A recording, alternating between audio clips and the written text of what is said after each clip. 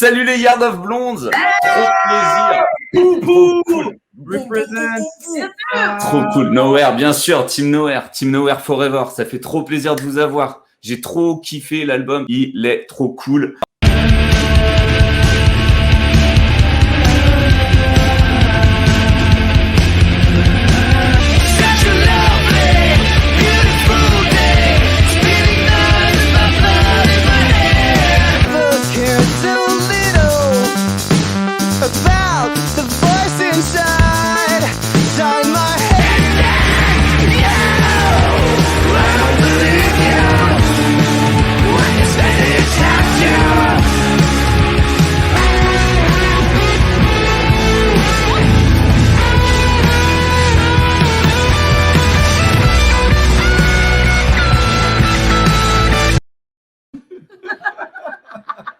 Bienvenue dans l'Awkward Interview. Donc, une série de questions, de propositions à chaque fois, et à vous de choisir les propositions qui vous semblent les meilleures. Pourquoi êtes-vous dans un groupe de rock? Pour faire croire aux gens que vous êtes jeune et cool? Ou parce que vous espérez naïvement pouvoir encore devenir des rockstars? Franchement, jeune et cool à fond. Numéro 1 mort, quoi. Oui. C'est relou de te dire. Surtout quand tu mets 10 ans à sortir ton premier album. Moi, c'est parce qu'on a toujours 16 ans. Hein. Ben ouais. Ouais. On est jeunes. En fait, on espère secrètement qu'il va y avoir un tri, une sélection naturelle qui va se faire. Ils vont tous abandonner. Mais nous, on est toujours là. C'est ce que je disais, ça fait putain, mais qui jette tous l'éponge, putain, c'est dur la zik, t'as vu les concessions que c'est, t'as vu machin, putain. Vous devez vous enfermer pendant 6 mois pour enregistrer votre deuxième album. Qui prenez-vous avec vous? Ron Jeremy ou Marilyn Manson? Franchement, c'est compliqué comme question. Jérémy, au moins, il fait l'harmonica. Ron Jeremy, ouais. Parce qu'on a une belle anecdote avec lui. On faisait un concert dans une salle qui s'appelle, un bar en même temps. C'est un endroit hyper cool. Ça s'appelle le Rainbow. Sur le Sunset Strip. Et en fait, donc c'est un peu le QG de plein de rockstars. Voilà. Et de Ron Jeremy. Et un jour. Enfin, c'était, parce que là, il est plutôt en prison. Ouais. On s'est tapé un délire, je sais pas, on avait rigolé, on s'était dit que c'était drôle de mettre la photo de Ron Jeremy sur le flyer du concert. Et en fait, ce soir-là, il était bien là. Aïe. Il était là. Aïe. Et on l'avait jamais rencontré avant, donc c'était marrant, parce qu'on était allé plein de fois au Rainbows, et il y avait la légende urbaine, comme quoi Ron Jeremy incroyable. Et il était là, mais surtout, il est venu nous voir. Et ça, c'est... Ouais. Mais franchement, il ressemble à quoi en vrai, Ron Il est dégueulasse.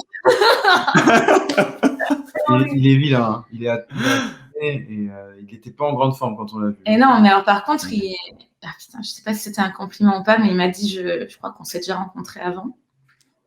Je vous connais bien de dos. Je crois qu'on s'est rencontrés avant. Dans quel film? Et alors là, il sort son harmonica. Et il a sorti son petit harmonica. Et c'est pas une métaphore. Quand tu dis l'harmonica, c'est l'instrument. Il a déroulé son harmonica. Non, mais donc c'est l'instrument. Tu parles. Il nous a joué Frère Jacques. Voilà, pour séduire Fanny. Ouais. C'était un peu l'idée. Hein. Il n'est pas venu me parler à moi spécialement. Là, j'étais séduit. Fanny. Et alors, ça a marché? Tu regardes un peu les films? Meilleur plan A3 de notre mariage. Grégoire ou Christophe Maé?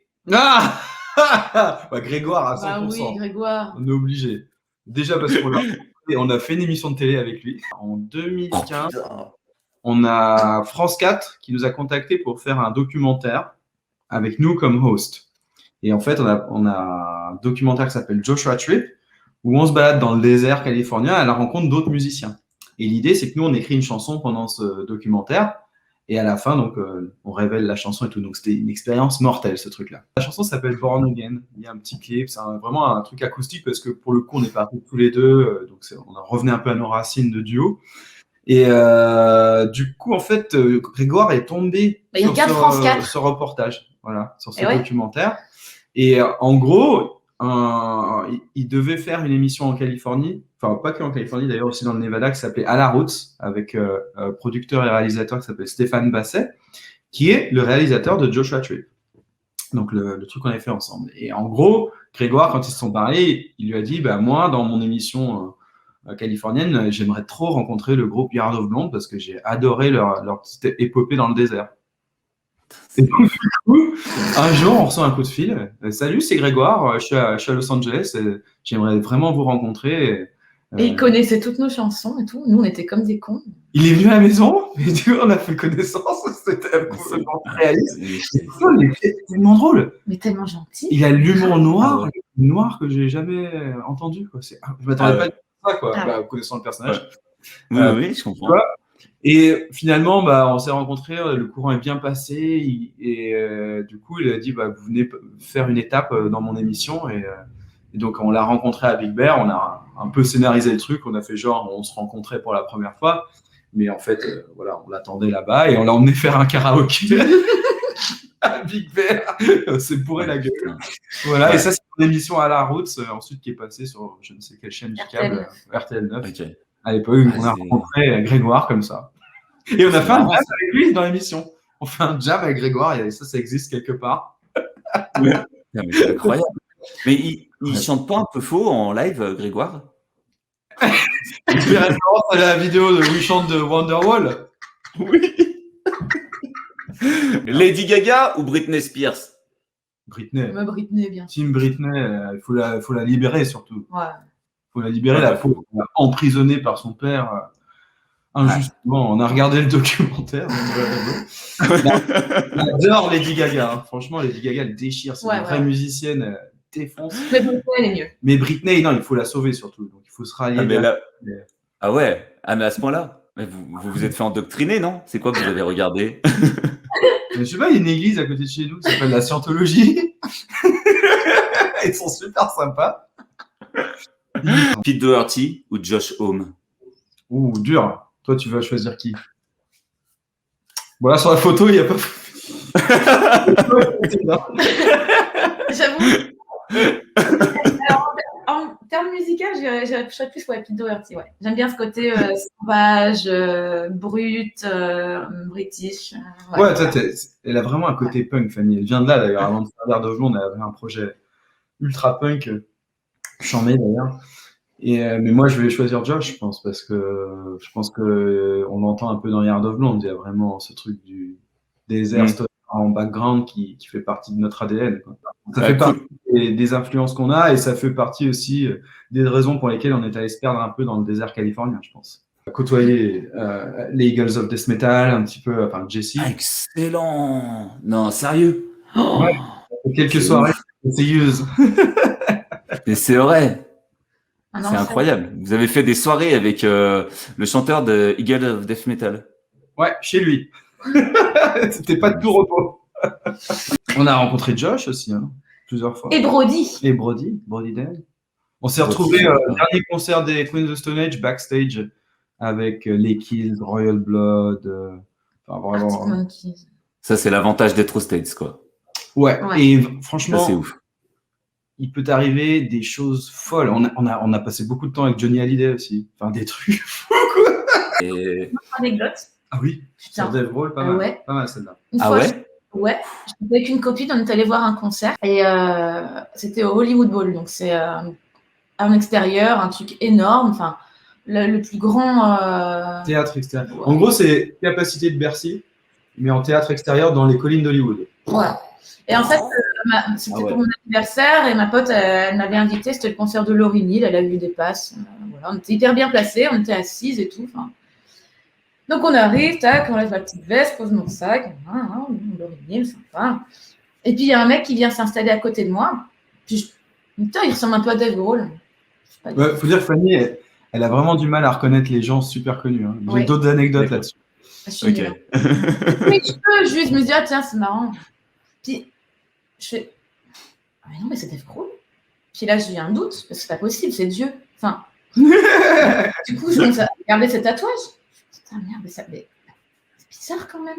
Alors, du coup, discrètement, je regarde dans mon téléphone. Ah si, c'est bien les mêmes tatouages. Putain, merde, c'est Dave Grohl, c'est Dave Grohl. Ah, les flammes là sur le bras, non?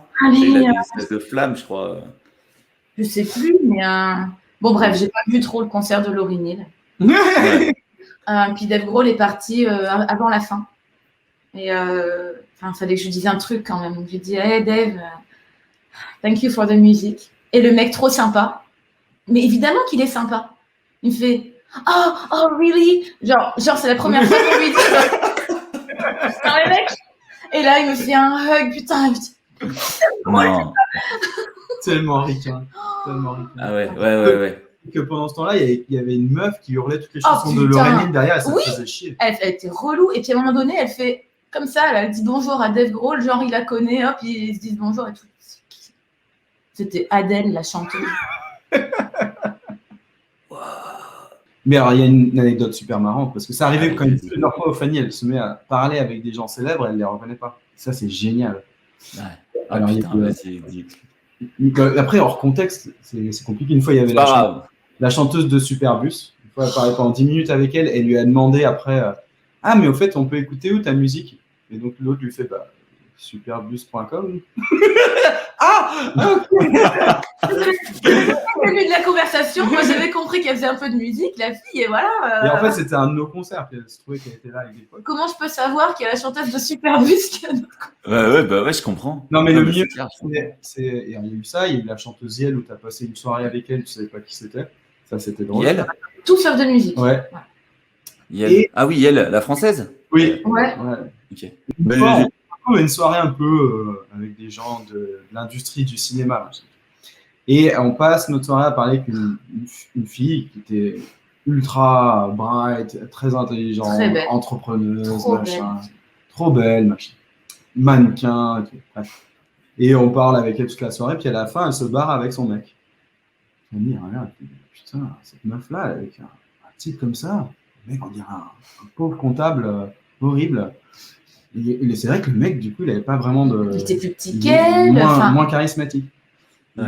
Je dis à Fanny, mais tu te rends compte que le comptable dont tu parles là, c'est Jason Statham?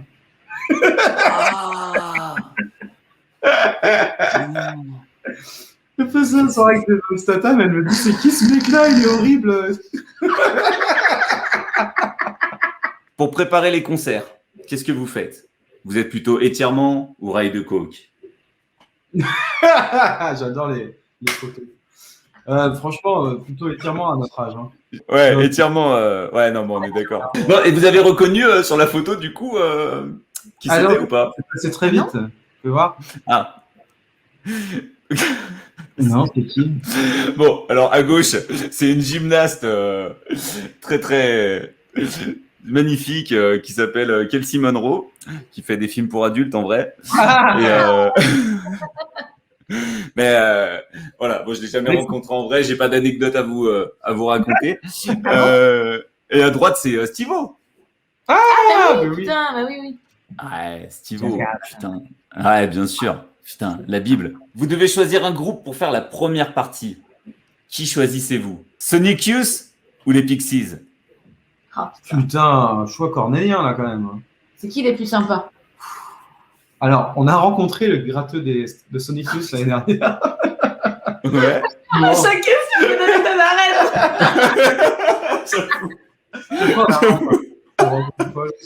Il avait l'air sympa. Il était trop sympa et moi j'étais Voilà. trop impressionné, c'était horrible. Oui, alors non, ouais. Non, si, il faut la raconter cette anecdote. Vas-y. Allez, je sens Vincent, il se tient la tête bizarrement. Il y a un truc chelou, non? Non, je... Parce qu'il se fout de moi, hein, mais moi, je suis allée lui parler. Comment il s'appelait déjà? Thurston Moore. Thurston Moore. Il est gentil comme. Il est très très grand, mais il est moins impressionnant que Josh Homme, par exemple. Et je suis allée lui parler et je sais plus ce que je lui ai dit, mais normal quoi. Hey, salut. Alors, faut mettre dans le contexte, on était à un anniversaire. Oui, c'était à l'anniversaire, donc c'était pas un contexte. C'était cool. Et donc Vincent arrive, donc je fais l'introduction, je me dis c'est cool comme ça, Vincent va pouvoir parler avec une de ses idoles. Et donc Vincent, voilà, machin, maman. Et puis Vincent, il dit hello. Ah, j'ai bloqué total. Voilà. Ok. Il est bien sorti de la bouche Je de ne sais Vincent. pas quoi dire, le seul truc que j'ai dit c'est Can I take a picture of you? With you? Et il m'a dit bah ouais, allez, on fait une photo et tout. Et du coup, j'ai fait une Je comprends. photo et j'ai Et pas réussi à parti. lui. Je sais pas quoi lui dire en fait. C'était Je comprends. tellement impressionné. Ouais, je comprends. Donc, t'es un vrai fan de Sonic Youth. J'adore ça. Bah, ça fait partie des trucs que j'écoutais quand j'étais ado et ça reste. Le côté noisy qui est un peu dans Yard of Blonde, il vient de là, quoi. Un petit peu. Ouais. C'est pas très. Non, Bon, non, donc- mais On ouvre plutôt pour Sonic, ça. Allez, on choisit Sonic Youth. Même si Pixies, franchement, c'est une autre grosse ref. Hein. Ouais. Je trouve que c'est une référence qui est très actuelle dans toute la musique indépendante en ce moment, alternative. T'entends toujours à côté Pixies dans les groupes un peu cool, je trouve. ouais. Non, non, mais c'est ouf. Moi, les Pixies, la première fois que je les ai vus, enfin, la seule fois d'ailleurs, c'était en 2004. J'avais 18 ans et c'était aux Eurocaines de Belfort. Mais non! Et ouais. Et il y avait PJ Harvey, les Pixies, bref, la folie. Et au camping, on était cons, on avait 18 ans, donc on se bourrait la gueule le matin, on vomissait à midi, on se rebourrait la gueule l'après-midi. Tu sais, quand t'as 18 ans, t'es immortel, tu sais. Et avant d'aller au concert, on rencontre des profs de collège ou de lycée, je sais plus. Et les mecs, ils fumaient des gros joints, ils buvaient du gros Ricard. Et ils nous font tourner les joints, tu vois. Moi, je fumais jamais et tout. Je commence à fumer comme un porc, tu vois. Et en allant au concert, c'est un peu loin le camping du festival. Donc, le mec se met à me parler et il me raconte, mais je te jure, il me raconte les Pixies, mais comme si c'était Jésus, quoi. Mais vraiment, mais je te jure, mais il m'a parlé pendant 1 heure des Pixies. Et il me disait que c'était le groupe qui avait changé le monde, quoi. C'était un truc de fou. Il m'avait vendu le truc, mais d'une façon de dingue. Le problème, c'est que je suis arrivé là-bas, on était déblaye, mais vraiment pas bien. Pas le déblaye joyeux, quoi. Vraiment, je commence à avoir la tête qui tourne, envie de gerber et tout. Et du coup, la seule chose que je me souviens de tout le concert des Pixies, c'est une tache blanche sur les 2 écrans géants. Et en fait, j'ai jamais compris pourquoi je voyais une tache blanche sur ces 2 écrans géants. Et en fait, c'est plus tard, donc on a fait tout le concert quasiment aux chiottes, sur le rebord des chiottes, à regarder comme ça. Et horrible, quoi. Et du coup, quelques mois plus tard, ils ressortent les concerts en vidéo. Donc, tu as le concert des Pixies aux Eurocaines de Belfort en 2004 en vidéo. Et le chanteur, en fait, il avait juste une chemise blanche. Et comme il est gros, en fait, la tache blanche, c'était juste le chanteur, en fait, si tu veux. Vraiment, ouais. Smashing Pumpkins ou Placebo? Smashing Pumpkins, quand même. Non, alors, vraiment, moi, j'ai une grosse phase placebo. Et je kiffe de plus en plus. Mais en fait, il a une belle anecdote avec placebo. Mais non! C'est pas possible! J'ai couché avec le batteur pendant un moment. Non, mais elle était avec le batteur de placebo. Mais lequel? Parce qu'il y en a. Pas l'original. Non, pas l'original. Steve Forrest, c'était le blond californien qu'ils ont eu. Ah, donc t'as été avec Steve Forrest. En plus, beau gosse, hein, super baraqué, plein de tatouages et tout. Et ouais, il a pas pu faire le poids. Désolé, Steve. Eh oui, là c'est tout à ton honneur, hein, j'ai envie de dire. Passer après Steve Forrest, c'est cool, quoi, tu vois. C'est bien. Ah, mais excellent. Non, mais sérieux, t'as été avec. Putain. C'est ouf. Alors, en fait, à chaque fois que je veux dire un groupe, vous avez une anecdote, quoi. C'est un truc de fou. Pour l'instant, c'est fou, en fait. C'est fou. En fait, vous êtes connus. En fait, vous connaissez tout le monde. Est-ce que les gens vous connaissent, par contre? Est-ce que tu vas voir des grottes? Tu fais It's me, Yard of Blonde, Dave. Yard of Blonde. On aimerait bien. Ça va arriver. With Biohazard ou Enhancer? Oh, l'enfoiré! Oh là là, t'as pas le droit de faire ça. Oh, Il a tous les droits. Moi, j'ai vu Enhancer aux Eurocaines de Belfort en 2006. C'est comme ça que j'ai fait. Allez, je prends Enhancer. Bon, bah, allez, je vais prendre du hasard, parce qu'il faut prendre les deux. Non, mais non, c'est vraiment David, le fondateur de Latin Nowhere, quand même. Et tu peux pas te le mettre à dos, quoi. Ah non. Puis surtout, on passe quand même beaucoup de temps avec lui. Et pendant la pandémie, on s'était fait notre petite bulle ensemble. Tu vois. À peu près mais du coup, comment vous vous êtes connus avec David? Comment vous êtes connus? À la base, on se connaît du fait de mon ancien groupe, enfin de mon groupe, oui, avec Davy, d'accord. Davy de Playmo.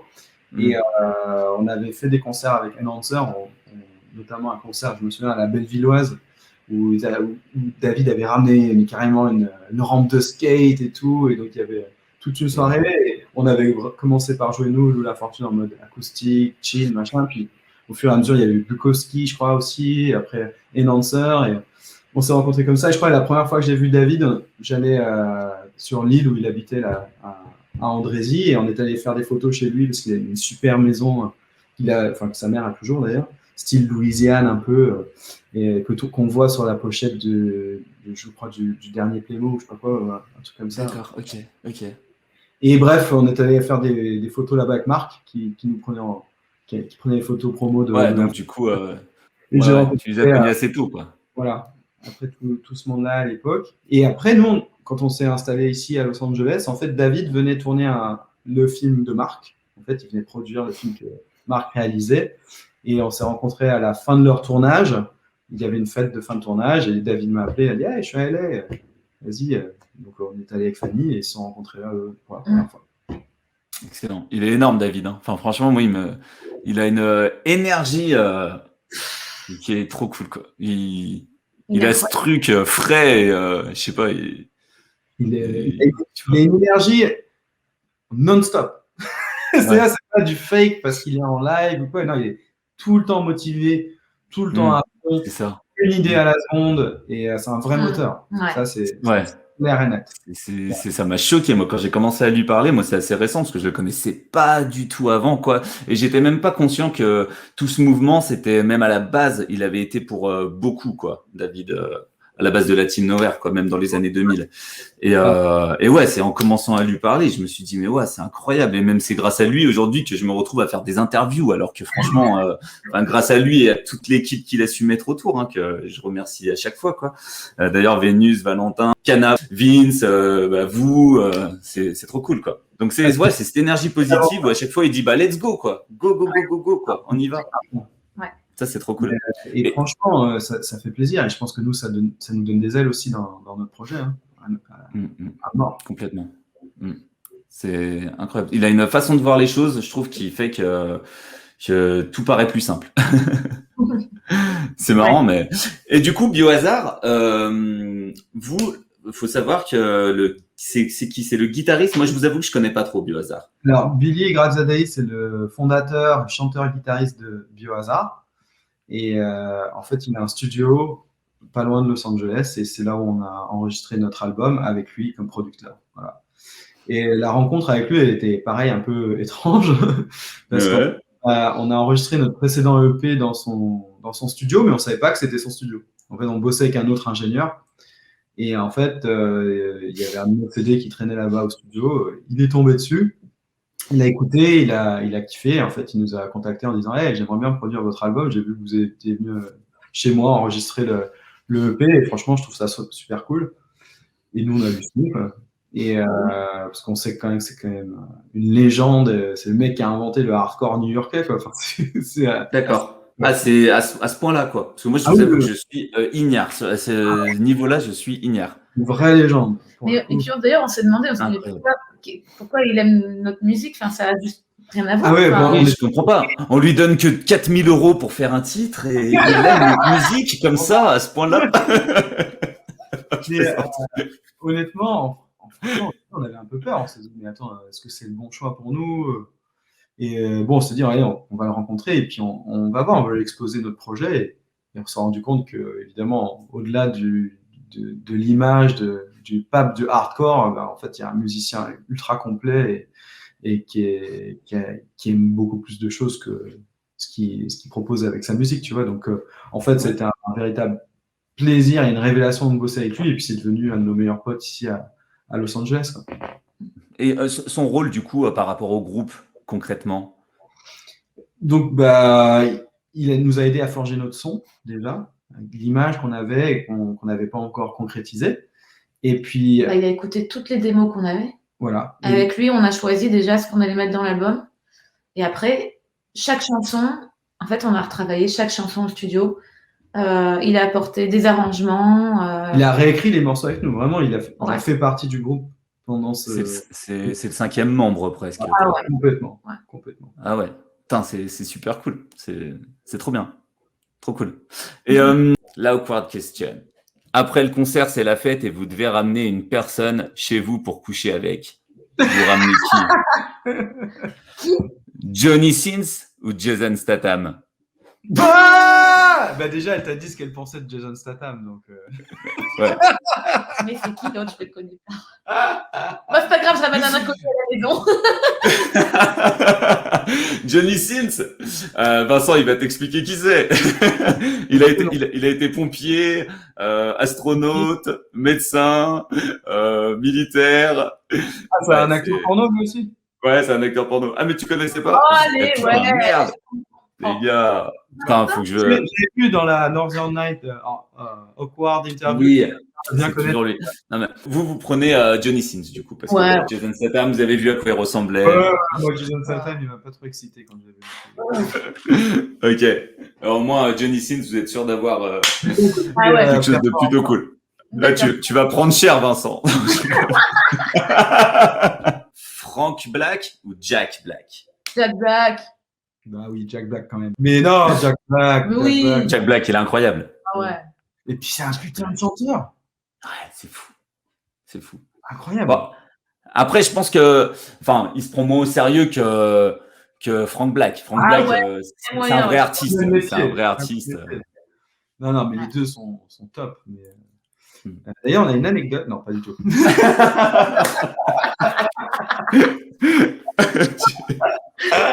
Dans 20 ans, vous voyez où?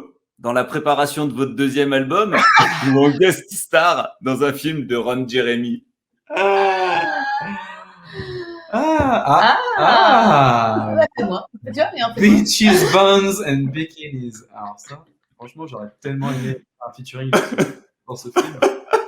Même un caméo, tu sais, ça serait marrant. Tu sais. Ouais, allez, c'est Ron possible. Jeremy, ouais. Bon, on arrive à la fin de l'interview. Hein.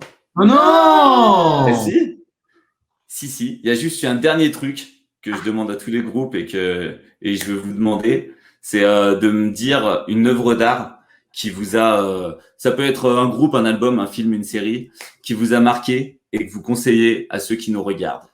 Twin Peaks, David Lynch. Ça, c'est ma série phare de tous les temps et mon réalisateur, d'ailleurs, qui influence beaucoup aussi nos visuels. J'adore la peinture. Je me rappelle en cours d'histoire, il y avait une séquence sur. C'est Jean-Luc, il vous passe le bonjour. Salut Jean-Luc. C'est Jean-Luc. Et il y avait un Non, petit- Jean-Luc, les Martiens n'ont pas débarqué. Ah, tu veux des croquettes? Je suis allée au Louvre pour la première fois et j'ai vu la toile en vrai, quoi. Et j'ai pleuré, mais d'émotion. Donc, Ouais, c'était la peinture de qui? Putain, comment il s'appelle déjà? De Géricault, bien sûr. Bah, c'était trop cool. Trop cool de vous avoir. En tout cas, j'ai hâte que votre album y sorte. Donc, je vous dis à très vite et bonne chance pour la sortie de l'album. Merci. Ciao. Ciao. À plus.